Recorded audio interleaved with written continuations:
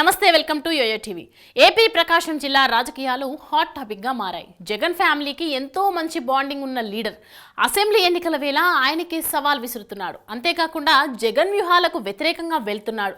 ఆ లీడర్ ఎవరో కాదు, బాలినేని శ్రీనివాసరెడ్డి. గత కొన్నేళ్లుగా సీఎం జగన్ వద్ద ఎంతో విధేయతగా మెలిగారు. ఆయన అడుగుజాడల్లో నడిచారు. అయితే ఈసారి ఎన్నికల్లో గెలుపు కోసం జగన్ కొన్ని సమస్యాత్మక నిర్ణయాలు తీసుకున్నారు. అందులో ఒకటి బాలినేని స్థానచలనం. పార్టీ పరిస్థితులను పట్టించుకోకుండా జగన్ తీసుకున్న నిర్ణయాన్ని సానుకూలంగా అర్థం చేసుకోవడానికి ప్రయత్నించకుండా బాలినేని శ్రీనివాసరెడ్డి పట్టుపడుతున్న తీరు పార్టీకి నష్టం చేస్తుందా, ఆయనకే చేటు చేస్తుందా అనేది అర్థం కావడం లేదు.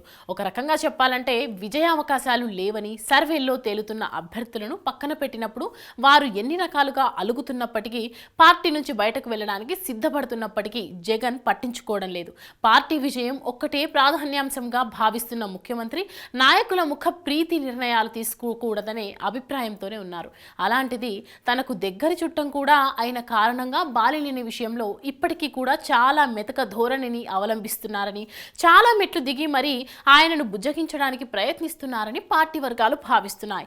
ఒంగోలు రాజకీయ పరిస్థితులను గురించి చర్చించడానికి, తుది నిర్ణయాలు తీసుకోవడానికి బాలినేనికి జగన్ అపాయింట్మెంట్ ఇచ్చారు.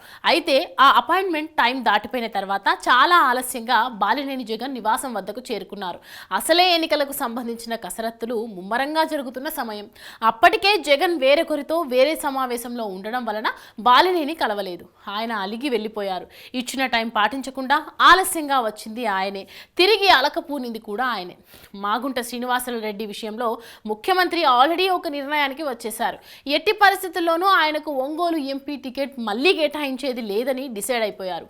ఆ విషయాన్ని ఇప్పటికే పలు విధాలుగా బాలినేనికి తెలియజేశారు కూడా. అయినా సరే బాలినేని అదొక్కటే పాయింట్ పట్టుకొని ఎందుకు అంతగా పట్టుబడుతున్నారో కూడా అర్థం కావడం లేదు.